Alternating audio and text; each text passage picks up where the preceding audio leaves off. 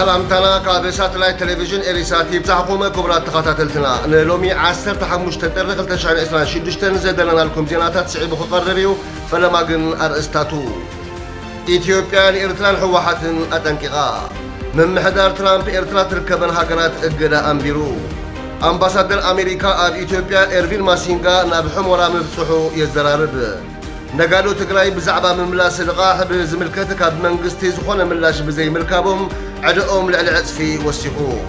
برازيليان تدبو بسودان كلتا او ركبن متنخار مس منيستري قديات وطا إثيوبيا تمايتو تكال سليا الصومال حد العلواي اوبريتر الشباب قتلو زوباوي وطري إنه وسخ أبزغدلو زل أوان إرتران حواحاتن أبكل الأمحران زنقساق سعطقات قجلتات فانو أطواري سقاقلو خمزلو إثيوبيا مخصاصة مع كن زيناتها قر حابيرن فيدرالاوي بوليس إثيوبيا بعسرت 4 طري أبزوص ومقلتي حيلتات تاخل الأمحرة بعسرت 6 طري أب ولديا أبزركب مفتشي نقطة أستات 5 شلشن شحت آيت 5 حزو حابيرو اتأطوار كاب إرترا بتغري بيلو بكونتروباند كم زاتو دما قليتو اب تسرحيت كلتا ترطرات اب تحت قيدي خمزاتو افليتو بوليس اتتصنعات كاب مقللا بأمحارا قصو 5 تسقاقره مس وشطاوي قجلتاتن تاريخاوي صلاتن متأسسار لنا بمبال بنصر سموم كيغلص مبعتاوي مرمراتات كم زملكت قليتو أفنيا حواحات ميكيلاس قولو من تخصي مس حواحات مس تقراي يخون سراوي تقراي زخون يخون متحاحات زي بلو شبوط مرتعون كقربلو زي كاليو كبل نتيقوو ووسيقو دما سبا سلطان إثيوبيا كاب وشتاوي خونتاتو من مهدام أجندا لمفتار بتخالقو وقن دما نتي بمسرتو على بريتوريا زي تكبرو وقباءات لممخناي زغربو زلو إلو إرترا قن أبزي واناوي قداي مسقاقار تآيتي نزقرب الله خستي زاقي دزهابتو من لا شيلن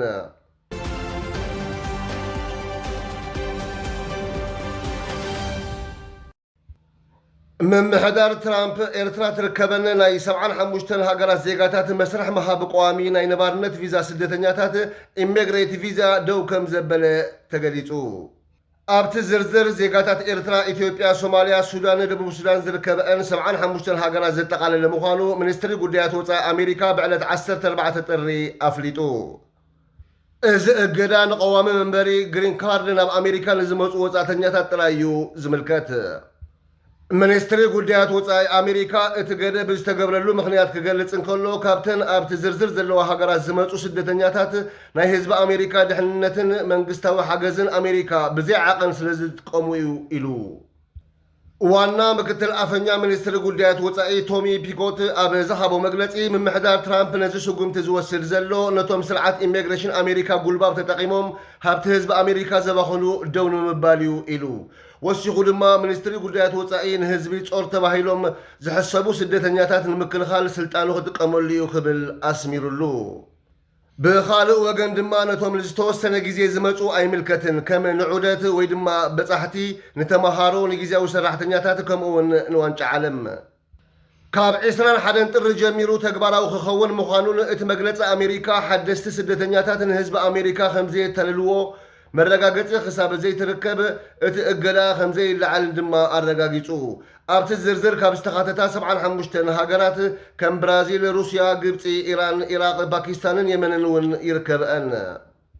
ازي سقومتي دحرت من محدار ترامب اب لعل سدتنياتات زوسودو سقومتي خوينو اتم محدار نتي اب امريكا نزنبرو سومالاويان استوهبو غيزاوي خنتات حلوه دحر مسرازو دحر حيدت معالتاتيو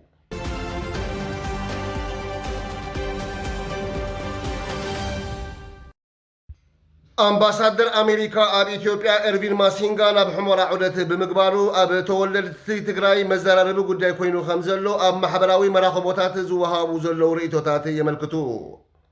أب تعودت أمباسادر أمريكا أم مخاري قدامي منستر إثيوبيا أب قدايات أفريكا أتو جيتا تشور الدون مسؤول أب تقتما خمز أتو اتحابريتا يرد اتوم قياشو أم معرفو نفرت حمرا مسبتحو بخلل أمحرانة زوبا خم حدلوز تشمو كم بعل اشوتو دملو زركبوم لعلوت مراحتي دموق قابل خمس قبر لهم اتتزلقي حزلو حبريتها يقنزب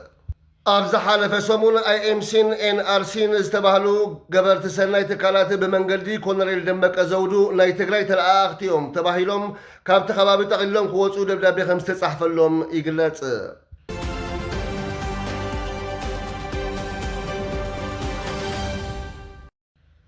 ነጋዶ ክልል ትግራይ ቅድሚ ኩናት ዝወሰድዎ ልቃሕ ንምምላስ ብዝምልከት ካብ መንግስቲ ዝኾነ መልሲ ስለ ዘይረኸቡ ኣብ ዝባኖም ዘሎ ዕዳ ልዕሊ ዕፅፊ ብምውሳኽ ናብ 76 ቢልዮን ብር ከም ዝበፅሐ ጸብጻብ ጋዜጣ ኢትዮጵያን ሪፖርተር ሎሚ 15 ጥሪ ሓቢሩ።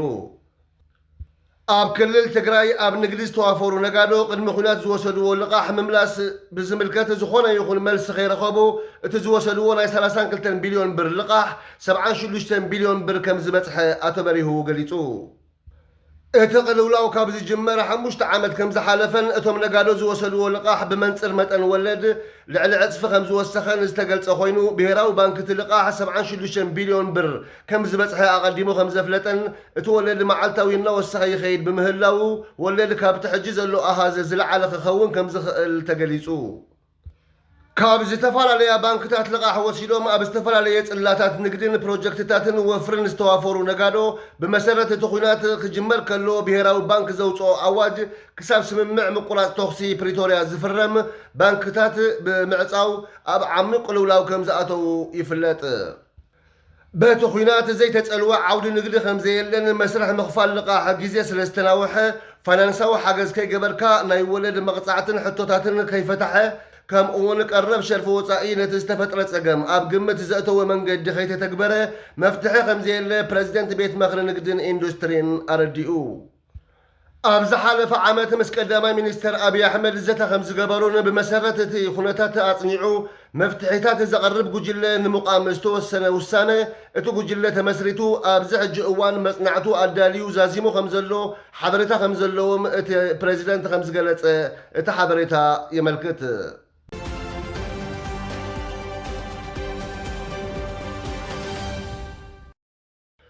ፕረዚደንት ደቡብ ሱዳን ሳልቫኪር ትማል 14 ጥሪ ኣብ ሰዓታት ድሕሪ ቀትሪ ምስ ሚኒስትሪ ጉዳያት ወፃኢ ኢትዮጵያ ዶክተር ጊድዮን ጢሞቴዎስ ከም ዝተዛረበ ኣይ ሬድዮ ብ14 ጥሪ ኣብ ፈነውኣ ኣቃሊሓ። ብመሰረት መግለፂ ቤት ጽሕፈት ፕረዚደንት ደቡብ ሱዳን እቲ ኣብ መንጎ ክልቲአን ሃገራት ንነዊሕ እዋን ዝጸንሐ እስትራቴጂካውን ታሪኻውን ርክብ ንምድልዳል ዝዓለመ እዩ ነይሩ። ኣብቲ ዘተ ሚኒስትሪ ጉዳያት ወፃእን ኣህጉራዊ ምትሕብባርን ሶኒ ሶማያ ኩባንያ ከም ዝተረኽበውን ተሓቢሩሎ።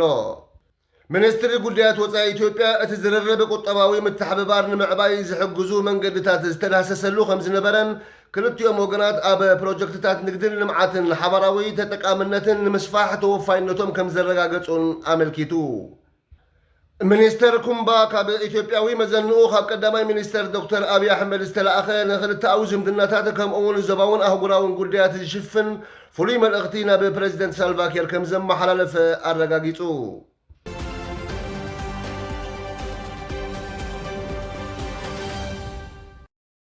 ሃገራዊ ትካል ስለያን ጸጥታን ሶማልያ ኒሳ ብ14 ጥሪ ኣብ ወሰን ኣውራጃ ኣፍጉዬ ዞባ ታሕተዋይ ሸበሌ ዝተጸንዐ ጸጥታዊ ስርሒት ከም ዘካየደን ሓደ ላዕለዋይ ኣባል ዕጡቕ ጉጅለ ኣልሸባብ ከም ዝቐተለን ገሊጹ።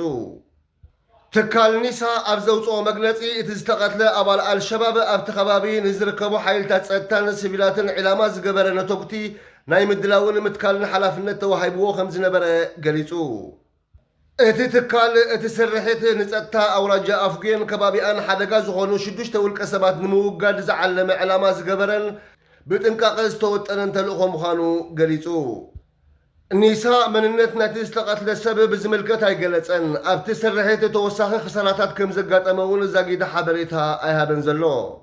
እቲ ትካል ወሲኹ ኣብ መላእ ሃገር ጸጥታ ሙሉእ ብምሉእ ናብ ንቡር ክሳብ ዝምለስ ኣንጻር ዕጡቓት ኣልሸባብ ዝካየድ ዘሎ ስርሒታት ክቕጽል ምዃኑ ኣረጋጊጹ። ክቡራት ተኸታተልትና ሓጸርቲ ዜናታት ስፖርት ድማ ስዒቡ ክቐርብ እዩ። ንምክትታሉ ደጊምና ብኽብሪ ንዕድም። ኤርትራ ድሕሪ 6 ዓመት ብኩራት ናብ ዓለም ለኻዊ ግጥም ኩዕሶ እግሪ ትጽምቢራ። ኤርትራ ኣብ መጻረይ ዙር ዋንጫ ሃገራት ኣፍሪቃ ኣብ ክልተ እግሪ ጸወታ ኣንጻር ኢስዋቲን ብናይ ቅድም ስማ ስዋዚላንድ ክትገጥም ዕጫ ወዲቑላ ኣሎ። እዚ መጻረይ ውድድር ንመጋቢት 2026 እዩ ተሰሪዑ ዘሎ። እቲ ፀወታ ከምቲ ዝተመደበሉን ተቐፂሉ ንኤርትራ ድሕሪ ጥሪ 2020 እቲ ፈላሚ ምልሶት ኣብ ዓለም ለኻዊ ግጥማት ኩዕሶ እግሪ እዩ ክኸውን። ኤርትራ ካብ ዓለም ለኻዊ ግጥማት ከም ዋንጫ ዓለምን መጻረይ ዋንጫ ሃገራት ኣፍሪቃን ንልዕሊ 6 ዓመታት ተኣሊኣ ፀኒሓ። እዚ ድማ ብቐንዱ ተደጋጋሚ ምምላጥ ተፃወቲ ካብ ሃገር ወፃኢ ኣብ ዝግበር ግጥማት ዘስዓቦ እዩ። መዛግብ ታሪክ ከም ዘመላኽቶ ተፃወቲ ከምኡውን ኣለይቲ ሃገራዊት ጋንታ ድሕሪ ግጥማት ምስ አንጎላ ኣብ ዓመተ 2007 ምስ ኬንያ ኣብ 2009 ምስ ታንዛንያ ኣብ 2011 ምስ ኡጋንዳ ኣብ 2012 ምስ ቦትስዋና ኣብ 2015 ከምኡውን ዳግማይ ምስ ኡጋንዳ ኣብ ዓመተ 2019 ከም ዘምለጡ ዝዝከር እዩ። ብገምጋም 80 ዝኣኽሉ ተፃወቲ ኩዕሶ እግሪ ኤርትራ ካብ ሃገር ወፃኢ ኣብ ዝተንቀሳቐሰሉ እዋን ከም ዘምለጡ ፀብጻባት የመላኽቱ። እቲ ዝሐዝን ድማ ካብኣቶም ወላ ሓደ ኣብ ዓለም ለኻዊ መድረኽ ሞያ ኩዕሶ እግሪ ዝተፀንበረ ከም ዘየለ ፀብጻባት የመልክቱ። እዛ ኣብ ቅድሜና ዘላ ወርሒ መጋቢት እምበኣር ንኤርትራ ድሕሪ ነዊሕ ብኩራት ኣብ ዓለም ለኻዊ ግጥማት ኩዕሶ እግሪ ወሳኒት ህሞት እያ ክትከውን ክብሉ ክኢላታት ስፖርት የገንዝቡ።